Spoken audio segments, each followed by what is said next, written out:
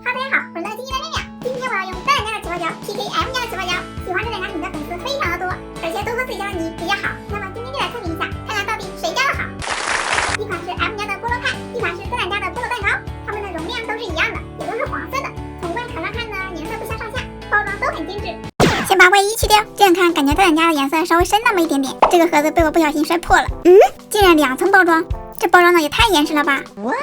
居然是和千丝泥。赶紧来确认一下 M 家的，这个是起泡胶啦。菠萝派有一股香香的味道，而菠萝蛋糕有一股甜甜的菠萝味，感觉这个味道比较好。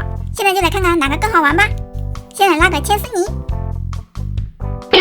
断了，多拉几下看看。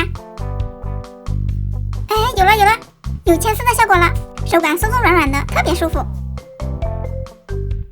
这样玩也是很解压的，不过有一点点掉渣。那我们再来看看这款菠萝派手感怎么样。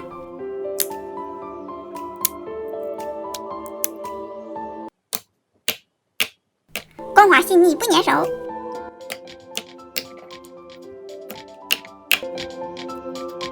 起泡来非常柔软，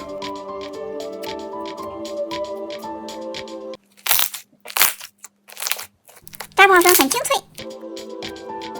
哇，起泡好快，不到1分钟就到极限了，纹路还挺漂亮的，大了有4倍左右。这个手感太赞了。这两家的你用一个字总结就是贵呀！